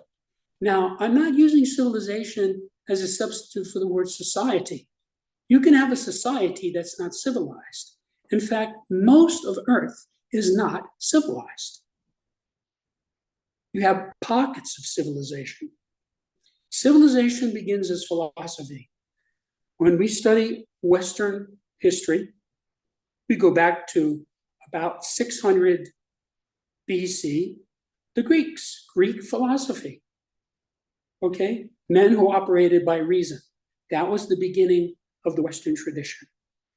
From a philosophy will develop a religion. A religion is essentially a set of beliefs that have sort of developed as a result of the philosophy. Once you have a religion in place, you have beliefs, then you get laws. The laws are there to establish or enforce the beliefs. So when you had Moses coming down from the mountain with the 10 commandments, that was the law. You see, he established the morals. And then once you have law, then you get culture, meaning the social sciences.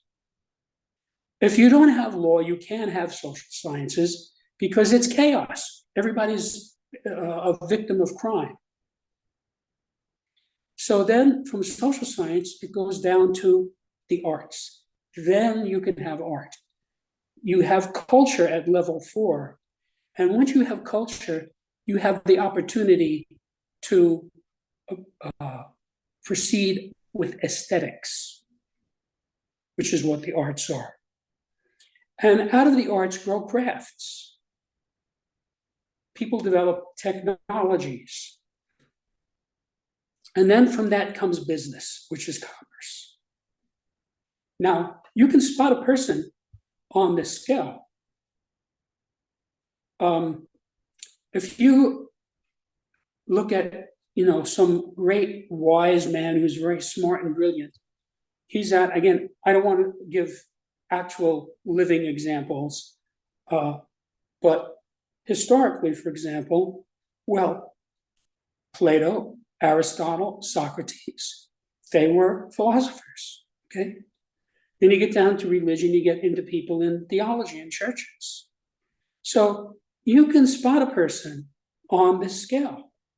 You have a person who's in business, okay? That's all he's interested in. He's going to make money, okay? He's at level 7.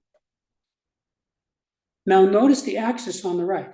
At the top, you have spirituality and conceptualism. And at the bottom, you have solidity and materialism, okay? A business person is materialistic. He's solid. He's not a spiritually inclined person.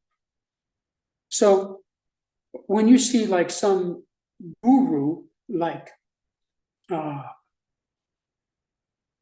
trying to think of the guy who wrote the book, autobiography of a yogi, Yogananda. Okay, Yogananda was certainly a religious person, but he was a person of spirituality and conceptualism. He was at a philosophical level.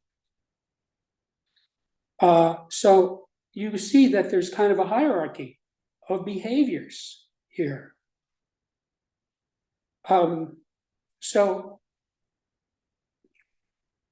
This is how civilizations develop. Now, as I said, you can have a society that's not civilized.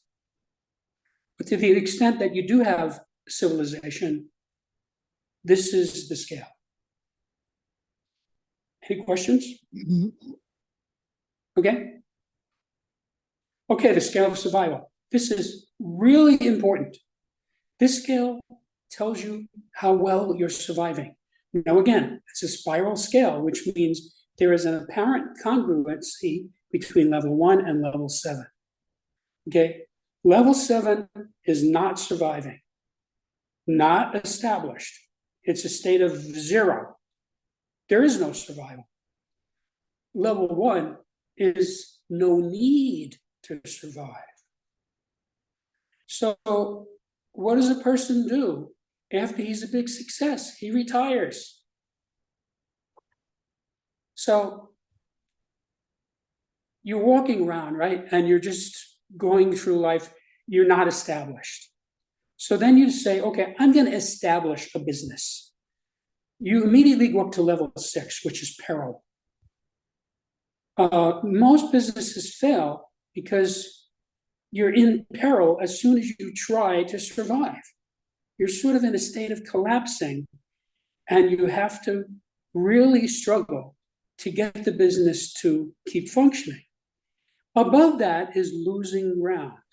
Now, this is a business that it's not, oops. Right, thank you. Where was it? Okay. Okay. So losing ground. This is a business who's losing money.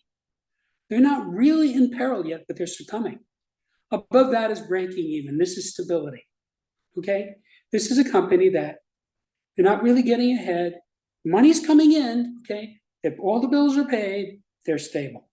They're a stable business. Above that is gaining ground. So this is a business that's advancing. They're succeeding. They're not just stable, they're succeeding. And if this goes far enough, eventually you get survival secured. You get to a level of security. So After that, you better go up to level 1 and retire. A lot of people get to survival secured and just stay there and then don't do well. A good example of this is Elvis Presley. He was the most famous person in the world, independently wealthy, beloved, okay? He never really just retired. If he had sort of said, okay, I did it, I'm the king of rock and roll, I sold 100 million records or whatever, I'm just going to retire, he probably wouldn't have died as a young man. So this is really important. Now, the labeling of this is difficult because it depends on how you look at it from the top or the bottom. So if you look at it from the top, if you have no need to survival, you're not in the game. You're out of the game. But going down to survival secured, well, that would be the next best thing. You're in the game, but you have security. Now, the next best thing below that is, well, you're not secure, but you're succeeding. And the next, going down another level, well, you're not succeeding, but you're breaking even. And below that is, well, you're not stable, you're losing ground. You know, you're not really collapsing yet. And then when you get to 6, that's time to declare bankruptcy. You are in peril. All the creditors are coming after you. And so if you go out of business, you go down to 7, not surviving. So you have a business like, there was a business years ago, I can't remember the name of it, that used to rent videos to people. Blockbuster. Blockbuster's out of business. Okay? So they were wiped out. They went from being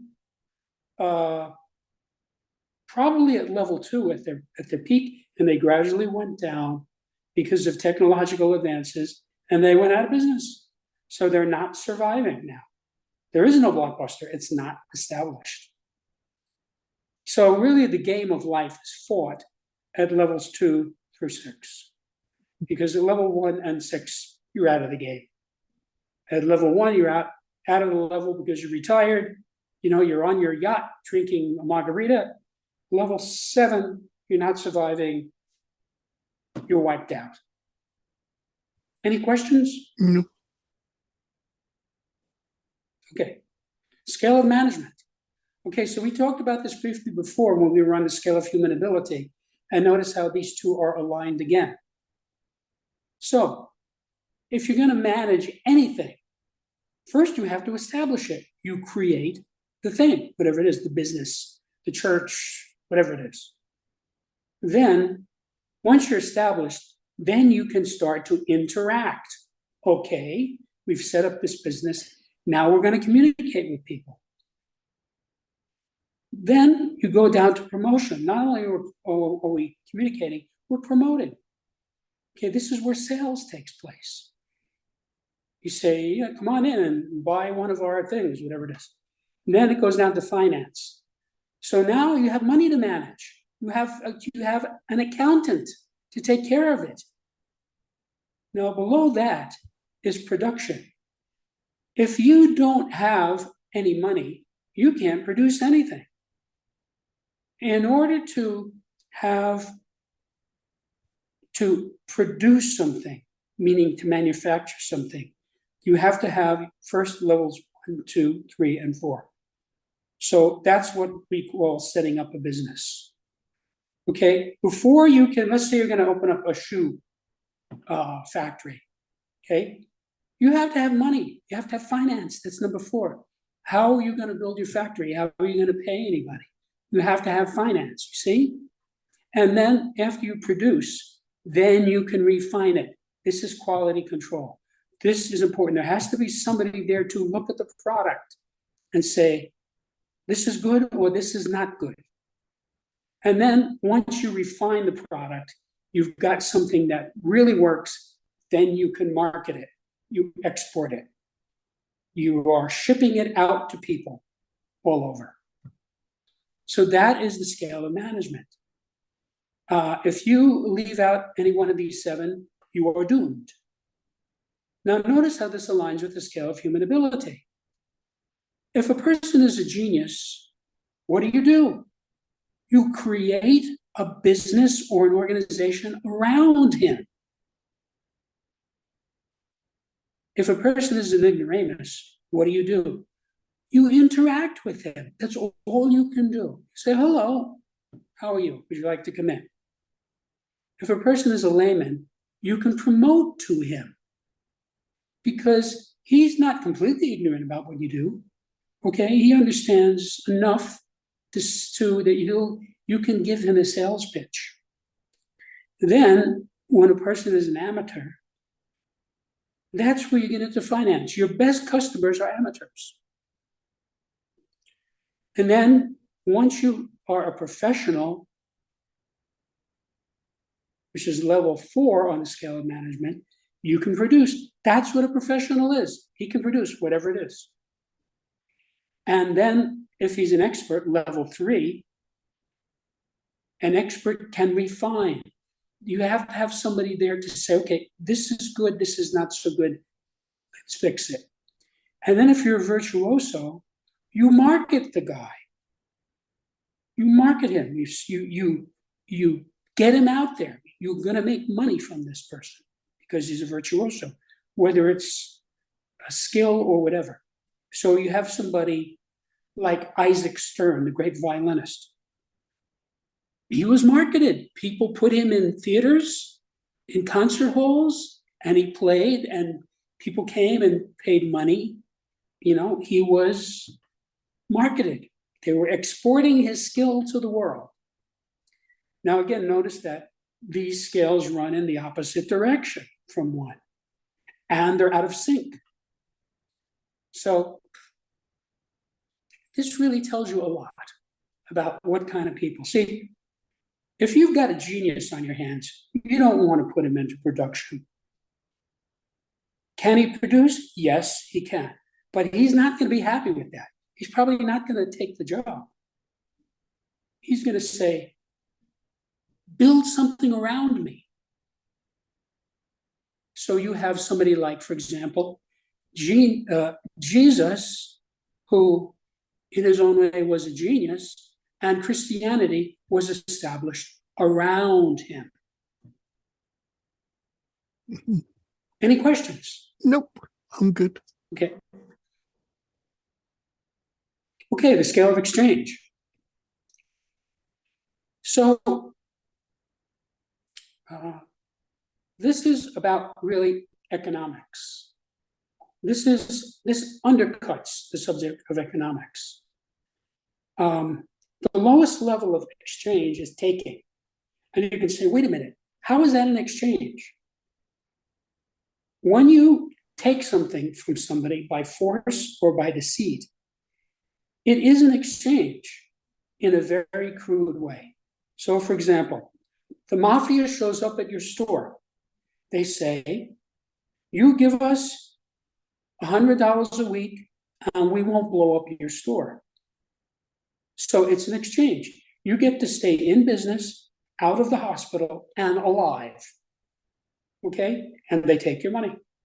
That is exactly what the government does. The government takes your money. Okay? One way or another.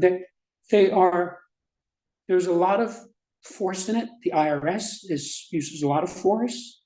Deceit, people in government are never honest about taking your money. So the government does essentially the same thing as organized crime. They take that's how they exchange with you. Okay? You have no choice. If you pay your taxes, you get to stay out of prison. Okay, you get to stay at liberty and able to go on with your life. Or like if they draft you, when they had the draft, okay, they literally took people. You had no choice. You got a letter. They said you will show up on this date and this time. If you didn't, they send police after you to arrest you. Then up from that is barter. Now, this is more something that most people will understand. You trade an object for an object, okay? I give you an apple and you give me a tomato. So that's like primitive ancient exchange. Up from that is a substitute, where you have a convenient medium. Now, for example, in China, in Japan, bushels of rice were a medium. So you would trade a horse for, let's say, 10 bushels of rice. And then you would take 2 of those bushels over to a guy who would sharpen your knives for you. See? So it was a convenient medium. In America, early on, pelts and skins were a convenient medium. You know, when we call $1 in the United States, we call it a buck.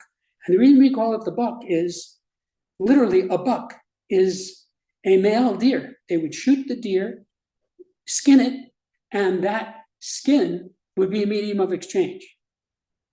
Okay, I'll give you this buck skin for 10 bullets. Okay, so and then the guy would take the buckskin and he would trade it to somebody else for eggs. It would travel around. So it was a convenient medium. Then above that, you get coin, okay, which is what you started to see in the ancient world, where they would take metal and make it into a coin. So it became a standard valuable. In other words, the coin had value. It was gold or silver or something like that. And so they would trade you this. The government would mint coins, okay, and you would be able to take these to buy whatever you want. You give the guy 1 coin, he gives you a side of beef. Then above that is cash. So cash is an abstraction. There's actually no actual value to it. Now, in most of the world, it's just a number in a computer somewhere.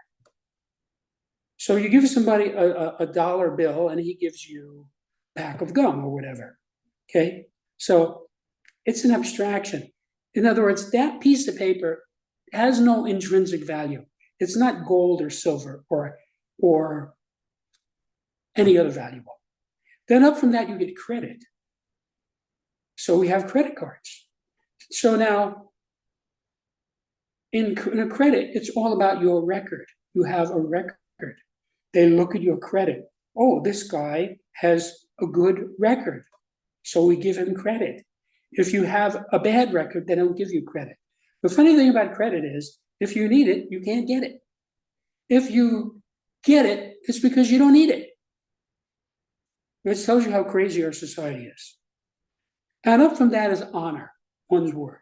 You say to a guy, look, give me $5 so I can buy some groceries. I'll pay you back tomorrow. Okay, it's honor. Okay, it's a type of exchange. You're trading your word for that $5 bill. So what is the axis here? It's an axis of trust. At the top, you have complete trust, and at the bottom, you have no trust. Not too many people trust the government because they take your money away from you. And if you refuse to give it, guys with clubs and handcuffs come and take you away. So this is a gradient of trust. As you have more trust, you go up the level. So it's easy to see from this that the finances of Earth have been grotesquely mismanaged around the world, okay? Because, for example, they had the housing collapse in the United States in 2008 because the government forced banks to give mortgages to people who were not qualified to get them. Eventually, this led to the housing collapse. Now, if the government had not intervened, the banks would have been looking out. They would have been saying, which is what they used to say previously, they'd say, look, you have no collateral. You have nothing to show that you deserve to have a house. Why should we trust you? So you see that these catastrophes are going on all the time. The United States is now $31 trillion in debt, okay, which is an incomprehensible amount of money. Nothing like that has ever happened before in history. And it's because this scale was not paid attention to. If you had simple people, like, for instance, in the American colonies, you had a guy, he raised a cow. The cow gave him milk. He took the can of milk over to his neighbor. He gave it to him, and the neighbor gave him 10 apples. Everybody was happy, okay? No danger, no risk. So it depends on how trustworthy people are. Now, do you think most people are trustworthy? If you do, you're in a lot of trouble because most people are not terribly trustworthy. So if you have a guy, he pays his bills, his credit is good, he has a good credit standing, okay, so he is a trustworthy person. And like a person, he has no debt, he owns his house outright, he owns his car outright, okay? That person is somebody you can trust. All right, he has a very good exchange. So, when it gets bad enough, people go to prison, like this guy from, I think the company's called FTX, who was recently arrested. Something like $1 billion was stolen. Or Bernie Madoff, again, he was running a scam on people. He couldn't be trusted. He was not an honest person. So you really need to pay attention to the person. Is this person really capable of making a house payment for the next 30 years? If he's not, if you don't have positive indication, you don't give him a mortgage. So that's sensible exchange. Or, if some guy comes up on the street and says, can you loan me $1? I'll give it back tomorrow. You never see him again. Right? So obviously he was not somebody you could trust. Any questions? No. I kind of have to stop, get on to my next interview here. That's okay. But we will continue this another time. So I just want to say, David, that if people are interested in Septemics, where all these scales can be found in the book, you can get it hardbound, softbound, ebook. Just type the word Septemics, Septemics, into a search engine, and you'll find all the people who are selling the book. And then you can really study this at length. Jim Marshall, thank you very much. Thank you, David.